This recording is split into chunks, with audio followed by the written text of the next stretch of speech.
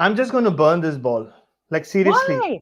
I made all these plans and I told Isha, oh, you know what? I have these long nights watching the pink ball test for the next 3 nights. So I can't do anything for the weekend. Now all my plans are gone. Let's stop playing with the pink ball. No way. I want more because now I get to sleep, but I'm also going to party. I'm going out this weekend. Roll the bumper.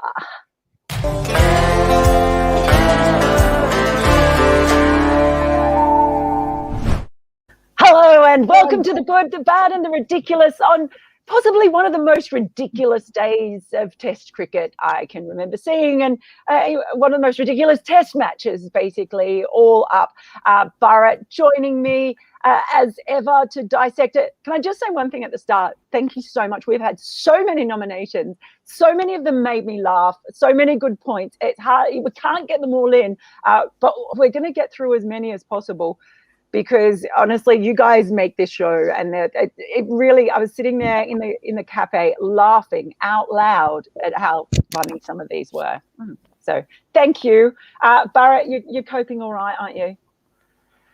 Yeah, I don't know what to make of this crazy test. Like, how can it be over already? Like, I know. we've been waiting for this first ever pink ball test between India and like one of their big rivals, like England and Australia. Bangladesh, okay, fine. It was almost like a test before the real test and all that, but like an Don't say that experiment about. of Don't sorts. disrespect Bangladesh, man. No, I'm not, but it felt like that with concussions and all that. This was supposed to be Uh, like, yeah, India playing pink ball cricket, and 1.5 days. This is seriously like a cheap vacation deal. Like, yeah, you think you are going on this cruise, but you, yeah, end up on this little boat ride, which ends in like 1 night and 2 days. ah, great. I would go on a holiday like that more than once. But let's get into the nominations. So first up, we have a few on a theme. Fleur Loveridge nominates, I can think of a bad or two. The pitch shouldn't be heading for a 2-day test match, however badly England have battered. And at SB Danish says, what are we achieving by winning on pitches that are not at all sportive? I took great pride when we beat Australia last month, but not this one. It's pathetic to say the least. And Anand Mohan Chita nominates these pitches make the last couple of test victories feel a fair bit hollow, just weeks after our boys' heroics in Australia. Come on, we are better than this 90s home advantage mindset. Bharat, was it just a rubbish pitch? I don't think it was a rubbish pitch at all. I thought the batting was absolutely rubbish. It was garbage batting from both teams, except Rohit Sharma in, I think, both innings, and Zach Crawley, and of course Ishant Sharma in his 100th test. I thought he batted beautifully. It was a Sharma's test with the bat, but nothing else. And I think it's just one of those pitches where you could see that if you start playing spin here, Mel, you're always in trouble. You're always in peril, especially in the subcontinent. And this is not the first time I've seen a team crumble like that after a loss in India, because, the pitch in Chennai, so much talk about it. Even if you don't believe that it was a drunk turn or it was a bad pitch or it was a difficult pitch, you just hear so much that you start believing in it, right? Then just the expressions on the English batsmen's faces at times, almost to say that, oh, this was inevitable, like, we're so helpless, like, oh, save us, like we have nowhere to go. Just that told you a lot about the pitch. But for me, the moment about the pitch yesterday was, I don't know whether you noticed it, when Joe Root was walking out to bat in the second innings, Virat Kohli was at gully, had this big smile on his face, just like waiting to welcome Joe. And Joe had a similar smile. It was almost like, yeah, we are supposed to be the two best batsmen in the world, or amongst the two best batsmen in the world. But yeah, I don't think we got their play succeeding on these kind of pitches, or like, having to bat too much or too often on this kind of a challenging pitch. Not a bad pitch, not a rubbish pitch. Batting, rubbish. Well, look, I think one of the things that it's important to remember as well. So those tweets there, those nominations have come, I think, from India fans mostly. There was certainly a lot of India fans who were saying we're not happy about this pitch, and there were also other people who were defending the pitch. I didn't think it was as bad a pitch as Pune. When Australia were there in 2017, by any means, that was a really bad pitch. whether you want to see a pitch where all seamers seem to be absolutely superfluous, and it's at times turning on a square on day two. Look, there's arguments in that, and I think it's important to acknowledge the fans out there in what they think. You know, you can have lots of experts having opinions, even us who aren't experts, but it's really important to acknowledge the fans. So if there are a lot of fans out there, including India fans, who are unhappy with the pitch, you can disagree with that, but I think it's really important to acknowledge it. And look, we don't want to have just 2-day tests all the time either. So that's something to think about. But I have some more thoughts. I'm not going to blow them all now, because this is similar to your point, from at Ankit Sachin Raj, who says how ridiculous these pink coloured ball tests are, given that. Oh, no, sorry. I've made a mistake here. Let's go back one. Sorry to the guys in India. This is the one I wanted to have. From Krishna Prasad. See, they're so good, these guys. Our team in India, Mukunda and Subanka, they are so good. Ridiculous. The amount of flack the pitch gets when it's also on the batsman who failed to apply and kept on making the same mistakes over and over. I mean, it's not a great track and definitely not a 5-day test pitch, sure. But, geez, the batting was poor. That's kind of it. You can feel that it wasn't a great pitch and also think the batting was poor. Those things aren't mutually exclusive, and I don't think those things that this has happened in a vacuum where it's just one thing. Some of the shots were really Johnny Bairstow. That was he played a couple of really bad shots. He only played a couple of shots all up, but that's an example of a really bad shot. Again, England trying to sweep at times when that really wasn't working for them. So Johnny Bairstow, that's a case where also another factor you might think about is the rotation policy that England have in bringing, him coming in, being dropped into that test after having that break. That probably wasn't ideal. So there are some cases in there where you can look at them individually as well and say, well, maybe that really didn't work for Johnny Bairstow, and that in itself might have been a consequence of that rotation. But the batting from both sides was not great, you have to say, even though it was really hard, obviously, to bat there. Yeah, I mean, I think you're absolutely right. We should acknowledge the fact that nobody wants to see a test match finish in 2 days. See, the whole concept of test match cricket is it should be a battle between bat and ball, right? Like you want to see batsmen succeed and fail against fast bowling, against spin bowling on a pitch that assists the bowlers a little, the batsmen a little. That's an ideal scenario. But when you have, I mean, let's face it, when you look at this scoreboard years from now and you see that the only 2 bowlers England used was like Joe Root with the new ball, and it just tells you that. And when you have Jimmy Anderson, Jofra Archer, and Stuart Broad playing, and Joe Root has taken the new ball, and they've not. Okay, it was just 49 runs, but they've not bowled a single ball, and it just tells you that a lot about the pitch. So I don't think it was a sporting pitch in the sense it didn't give us a fair battle between bat and ball, but the batsmen didn't help their cause at all. You spoke about Johnny Bairstow. For me, the most disappointing shot was Dom Sibley, because on a pitch like this, you realize that it's not a 300, 400 kind of wicket. All you need is to somehow scratch your way to 200. If 3 English batsmen could have got somewhere between 25 and 30, and then the rest could have just cobbled up 50, 60 runs together, you still give India a target of 120. India might have still chased it down, but it's still not like chasing 49. And we spoke about karma in the past with Rory Burns. Dom Sibley will find out about it, trust me, because that partnership, it was just 5 or 6 overs. Like, it's not long, but long in the context of the match. It just looked like, Virat Kohli had started spreading the field a little. There was an extra man out. There was one less catching fielder. And then it was the most incredible shot that he played against the left-arm spinner, ball outside off stump. I don't know what he was trying to do. And those are the shots that annoy you, as a viewer or as someone who writes about it or talks about it. That's when you know that the batsman or the batting team has let themselves down, and then you can't blame the pitch for that at all, and nor could a lot of batsmen. Yeah, and I think it's sort of one of those cases where the pitch, the ball may have it played a part, not in itself, not in the fact that what the pitch was doing, but just in the fact that it seemed to get in all the batters' heads as much as anything else. Yeah, it got in there. It's like when you see pitches with big cracks on it, and they say it's not so much the ball hitting the crack that is going to do the damage. It's what it does to the batsman's head when they look down and see it. I think there might have been something similar in this. Okay, now let's go back to Ankit Sachin-Raj, who says, how ridiculous these pink-coloured ball tests are, given that it's a better pitch than the last pitch. Surely it has something to do with visibility of pink ball. Barring one or two players, every pink ball test has had a collapse like this. India 36 for 9, England 27 for 9. That's the other factor as well in the pink ball. We saw a lot of theories about the fact that they've put lacquer on the ball, extra layers of lacquer rather than dyeing the ball. So that meant it was skidding on more at times. So that was perhaps why you had, especially on the shiny side, some of those straight balls skidding on versus those that were turning almost square. So that I think is a factor. The thing is with pink ball tests, particularly in India, this is only the second one.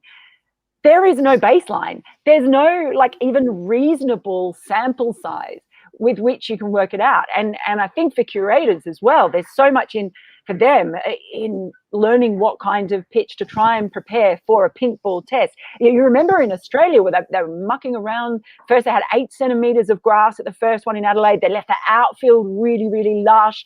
Then they went to 6 centimetres. Then they went to the normal level. They play with that so much, because there's still so much we don't know. Now you've got a new ball, an SG ball.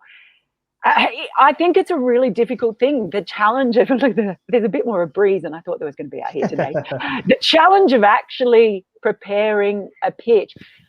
It'll be really interesting to me to see what happens in Ahmedabad when they play the next test with the red ball, and comparing that to what the pink ball has done, and just to see what difference that makes, because genuinely we don't know. Here's what I really think.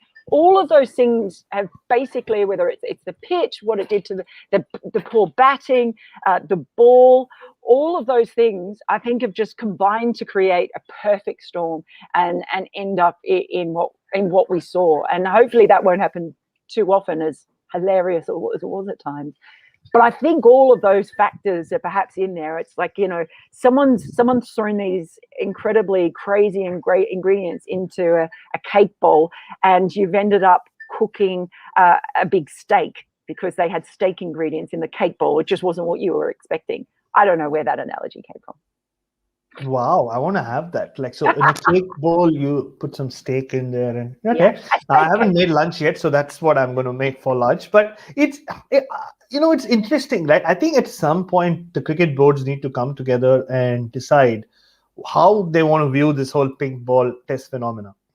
I remember having a quick chat with Chiteshwar Pujara on the sidelines during the Australia tour, and the way he spoke about the pink ball test, it's not as a necessary evil. It's going to be something that they are preparing to face every time they go now to Australia or England, or even now in their home series. Most series will have that pink ball test. But when it comes to, we've seen, heard and written and spoken about so many aspects of this pink ball, what it does well and what it doesn't do well, I think at some level we need to decide, if we are going to play pink ball tests, shouldn't there be more domestic pink ball cricket, at least around every Sheffield Shield or every county season, or every Ranji Trophy, where you play with the pink ball? So not only do the players get used to playing with the ball manufacturers, the curators, and everyone gets used to it, because we don't see much of it, right? Correct me if I'm wrong, but in county cricket, the only pink ball game they play is when they have the MCC versus the county winners game in the UAE. I don't think the Sheffield Shield has used pink ball cricket much, if any at all. In the last couple of years, they certainly did. They went through stages where they'd have the pink ball round. Correct. Yeah, So they have played around with it a little bit, but exactly. But right. It should become a norm, so that it's not everybody just keeps learning more and more. The balls will improve, then the pitches will improve, and or not improve, at least they'll get a better idea of what to expect. Because so far, the pink ball test has been made about this whole these the players want it, the players don't, but there are so many other players involved in the making of a test match. So maybe that has to happen. Maybe they I, need to come together and listen to I this show. yes, I think it's a really good point. And clearly we should run cricket. You know this, right? We should run cricket. Okay, so Lavanya Pilling at Rubik's Gal nominates, is Akshar Patel the greatest new bowler of all time? Chaminda Vas, Zahir Khan and Wasim Akram had a half-decent chance of taking a wicket with the first ball of an innings, but surely Akshar's exceptional strike rate with the new ball deserves a mention. It really does. One of those great nominations there. The new ball demon that is Akshar Patel. I actually laughed out loud. My mum got frightened because I howled with laughter. It was probably louder than Rishabh Pant howling with laughter. I was just laughing, and my mum went to bed because she couldn't cope with it in the end. No, it's a great nomination from Lavanya, and I actually want to see how often Wasim Akram has taken 2 wickets from the first 3 balls of an innings. I don't know whether he's done that too often. And they've been referring to him as Wasim Bhai from behind the stumps. Akshar Patel revealed yesterday that Ajinkya Rahane was the one who came up with that name, and Rishabh Pant is of course made it his own. At the moment, Akshar Patel is better than Wasim Akram and Chaminda Vas and everyone else. So you have a left arm, and he did start his career as a left arm fast bowler or medium pacer, and then I think his knee gave way and he turned to spin. So he's got the height, he's got the ability to get some bounce, he's got the pace. Murali Karthik asked him, can you bowl quicker? And he said, yes, I can. I don't want to because I don't need to. Whatever I'm doing seems to be working. But that's a great nomination, and you can't disagree. At the moment, as of February 26th, 2020, Akshar Patel is better than all those great left-arm fast bowlers. Yeah, 11 wickets, as you saw, Josh there. That's amazing. Gosh, I'm trying to remember this guy's name. Ravinja Jadeja. That's right. He's quite good, isn't he? Amazing. You mean Ajay Jadeja? No, he retired a long time ago. Who's this guy? I don't know. What does he do again? Exactly.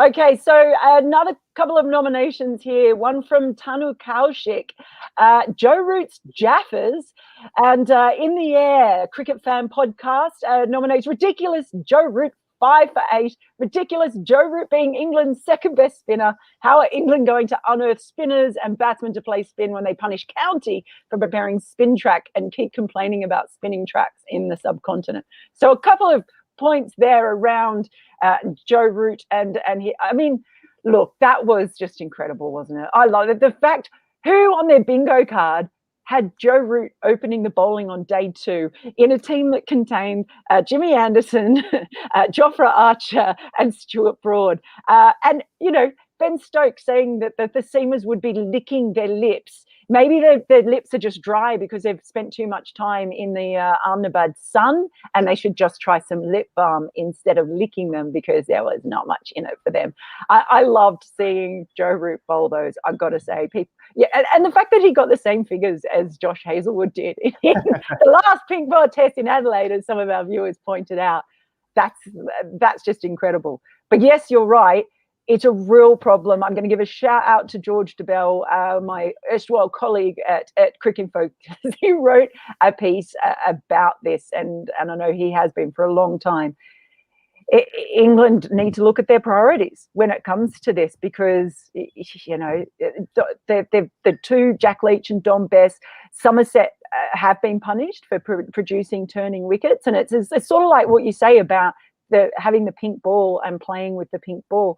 You have to give your young players and developing players some kind of experience on different pitches.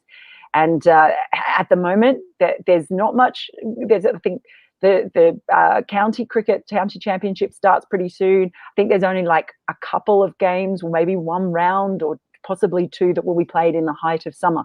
So there ain't going to be much spin in England, you imagine, this summer, and that's going to be a problem for a long time, for a generation of cricketers. Yeah, and I think England is such an interesting, or the dynamic of cricket there is so different, right? With the counties, like at least in Australia with the Sheffield Shield, Yeah, there are only 6 teams. And yes, each team wants to win the Sheffield Shield. But from what I've seen as coming in from the outside, there seems to be a lot more impetus on, yeah, but how many cricketers do you produce for Australia? Like I've heard that a lot from the Saka also because they don't win much.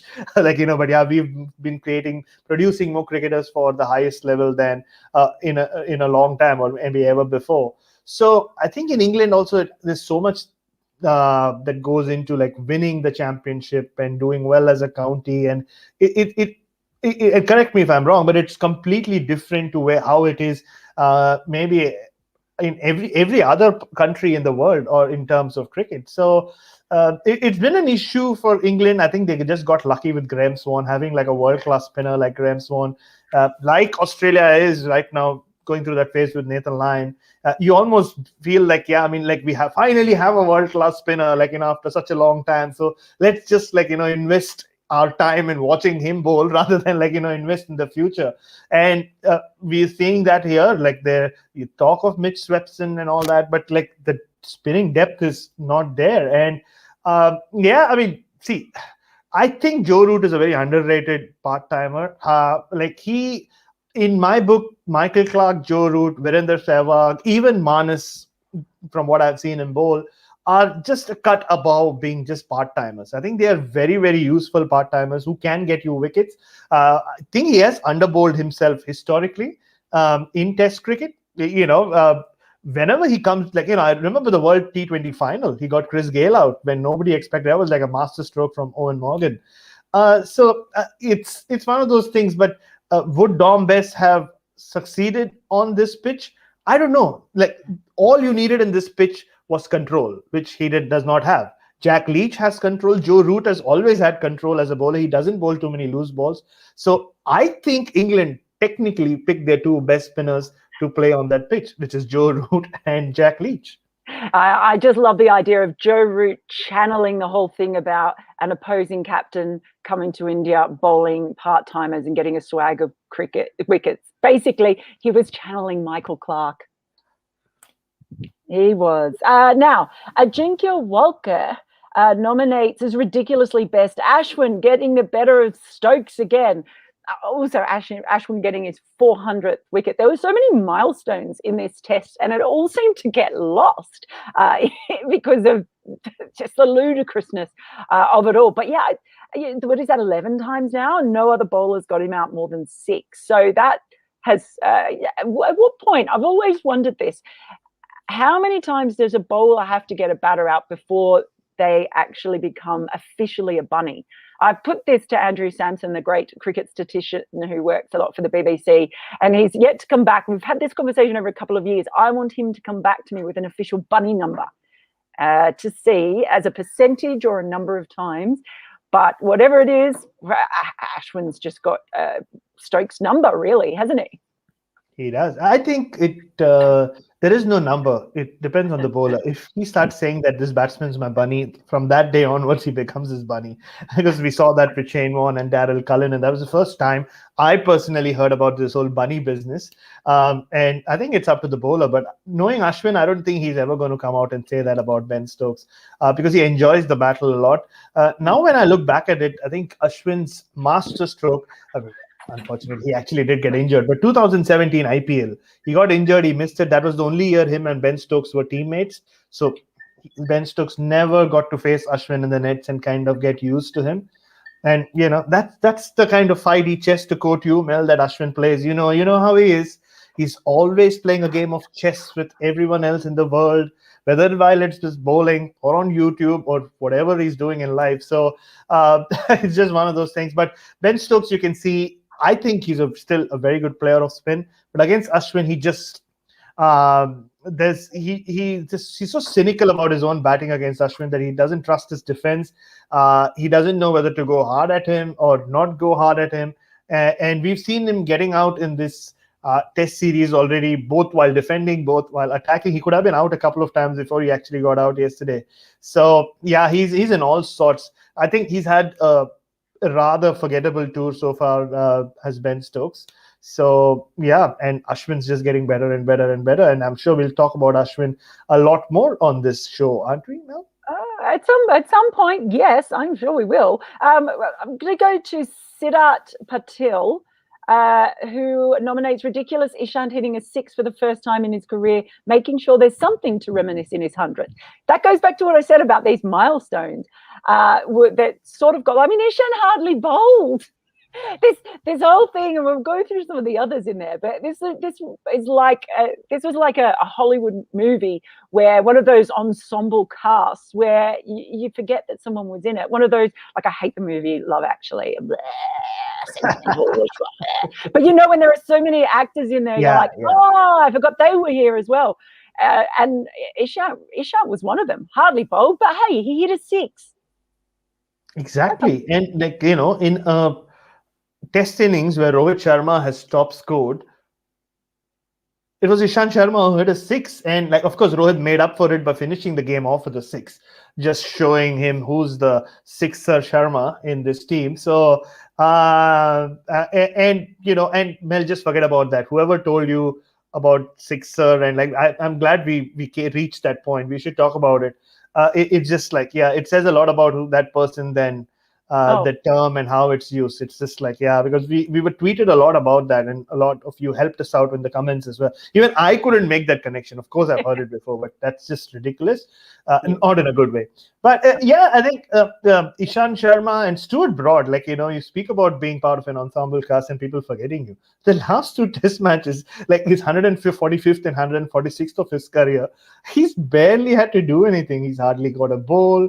He just, poor guy, comes out, gets out and goes. That's all Stuart Broad has done. And yeah, I think Kohli said that, right? Later on, Ishant Sharma, he said, it's my 100th test, but I didn't even get to do anything. Like, he had to see Ashwin and Akshar Patel take the new ball and just field. And yeah, it's one of those things. Ishant Sharma, especially when he bats, you can see he just plonks his front foot out, gets the bat out, and then he decides. At times he defends, at times the defense just like kind of, he says, oh no, I haven't reached the pitch of the ball, so maybe I need to just stretch my bat a little forward. And he just timed that beautifully. It was just a shot. And our viewer is right. It's perfectly, he wanted something to remember it. For 6, he couldn't reach, I think Glenn McGrath hit it in the 102nd test, but I don't think Ishant wanted to wait that long. Yeah, it's amazing. So we'll go quickly through just a few more before we finish up, because there have been so many. Broken Cricket Dreams blog, good Washington Sundar getting to bowl and not appealing for Corp 5 first ball because he just wanted to bowl some more. Participation points for the win. Another one. There have been so many players who kind of missed out. I was feeling so sorry for him because he didn't make any runs. He didn't bowl first innings, and it was like, oh god, if we got a wicket first ball, that would have just made me laugh even more. But you know, like, it's like when you see kids play cricket and you have those things about, okay, you've been in long enough now, you have to come off and let someone else have a bat. That's how I felt about Sundar getting a bowl, Washington getting a bowl. Oh, yeah. I mean, we talk about the youngest member of the team having to stand at short leg. This is almost like the team has gone out for a binge, and the youngest member of the team has been given the designated driver's job. Like, you know, it's such a pitch to bowl on. The spinners from both sides are running through, getting a lot of wickets. And yeah, it's a great spot by the Broken Cricket podcast guys. That he did not appeal because he's like, if I appeal, that's it. It was the last wicket anyway. So yeah, poor Washington Sundar. But Mel, I'm glad Kuldeep Yadav didn't bowl. Didn't play this test. Imagine 2 tests where you're picked as the third spinner and you don't get to bowl. Like, yeah, at least Washington Sundar can say, I was picked as a batsman who could bowl. So I think that is the goodest thing from this test match for Kuldeep Yadav. Too much. Now I'm going to go to Shirag Gupta, which is at Panir Zindabad. Ridiculous. Anderson was rested for this. I'm sorry, there's too much about this test that was just funny and making me laugh. I'm a bad person. Of course, he did play in the one of the tests, but the whole concept of, this is going to be the one for the seamers and everything else. There's not much else I can say. It hasn't been said, but that just made me laugh. First of all, what a brilliant handle, Panir Zindabad. Yeah, you're a Panir person, Mel, but I'm sure you appreciate that. I do. Yeah, Jimmy Anderson. Another one of those things, right? Like, it was just the ensemble cast. Yeah, and after the way he bowled in that first test, he bowled England to victory. A terrific spell. It was all about Jimmy. Jimmy's back. Jimmy doesn't need the cloud. Jimmy doesn't need this. Jimmy doesn't. Okay, Jimmy, you take a rest, and you'll bring you back for a test match where Joe Root will take the new ball. I'm sorry. Oh God, it just, I don't know. It makes me laugh. It just makes me laugh. Now, well, one from Arman, I just thought I'd mention good Root accepting the fact about lack of application from the batters. We gave Root a bit of a hard time, and England a bit of a hard time for surrounding the umpires when they weren't happy about the Stokes non-catch. But I thought he was really classy after the game and acknowledging Ashwin and Ishant and not making excuses. I really like that. I really like that about Joe Root as a captain. I think he handles those kinds of things really, really well. He does. Yeah, I think that's one thing that has never changed about Joe Root, has it? Like, from the time I saw him for the first time in DY Patil in 2012, playing for the England Lions before he made his debut. He seems like the same guy, and and he's a fair guy as well. Like, we've both been at press conferences after England have lost, and he never makes excuses, which is really good. I mean, he was one of the batsmen who made mistakes in this Test match, so it was good of him to accept the fact that the batsmen just weren't good enough. They just didn't do well enough to not make, score big runs and make hundreds, but at least make a match of it. At least give India something to chase in the last innings. Yeah, we'll see what happens. And finally, Rohit Reddy nominates ridiculous thing in this match. We do not have good, bad, ridiculous for tomorrow. This is a ridiculous thing of not seeing your show for the third day. Thank you, Rohit. We're glad that you're going to miss us. And apologies we seem to have a spammer who's just been taking over our chat box. So that's a bit annoying. Sorry about that. The guys have been trying to look after that as much as possible. So Bharat, I'm going to put it to you. What was the goodest thing about the second and final day of the test? I think we saw so much that happened. But for me, it was Ashwin taking his 400th wicket. And also because, all his career, he's been he's had his share of detractors who said, oh, he only takes wickets on turning pitches. You had Yuvraj Singh tweeting yesterday saying, oh, if Kumble and Harbhajan would have had these pitches, they would have taken 1,000 wickets and all that. But the two wickets that stood out for me from this game, the two times he got Ollie Pope out, both had nothing to do with the pitch. That was just Ashwin, the master bowler. You take those two wickets out, it could have happened anywhere in the world on any kind of pitch. It was just brilliant bowling, and I'm glad it happened on a day he took his 400th wicket. And amazing, right? Virat Kohli said he started calling him Ledge. Maybe we should start doing that as well. Like, he is a modern day legend. And that for me just stood out, just the way he showed the ball, and also the way that he took the ball and went off. He made sure that Akshar Patel, I know he had the first innings ball, but Akshar Patel took 5 wickets in both innings. I'm sure this is a match that Akshar Patel would want to remember with both balls. But Ashwin was smart. He kept if you noticed, he kept the ball in his right hand. He just gave Akshar Patel a quick handshake with the left hand. Nice. Smart. Chess player. So what was the baddest thing about today? The day. I think the baddest thing is the fact that we don't know more about the pink ball. I think the pink ball had a lot to do with maybe even more than the pitch, to do with this substandard test match. I don't think it should be remembered for, yes, the spinners were really good, Leach, Ashwin, Akshar, and to an extent even Joe Root, but it's not a test match you wanted to remember too fondly. I mean, it's one thing like getting amused by it, but yeah, I mean, it's not something that should happen, and we should know more about the ping ball. Absolutely. While I am laughing, you do have to ask if we do want Test cricket to go down that road. I don't think we want to see many 2-day tests. And the ridiculousest thing for the day. You know what? I think I'm going to give it to Lavanya. She should win some prize for that one tweet about how Akshar Patel has outdone Wasim Akram and Zahir Khan and Chaminda Vas in just his third Test match. And how are you going to take the new ball away from him now? I mean, Jasprit Bumrah, Ishant Sharma.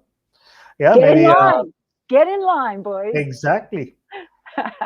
Okay, well, that is so much to talk about. We've gone probably longer than we expected to, but gee, it was like a 5-day test in 2 days. What can you expect? So we will be back for the final test, maybe beforehand as well. So keep an eye out. Please do subscribe and like, set the bell, tweet at us. We love hearing from all of you. And we will see you very soon.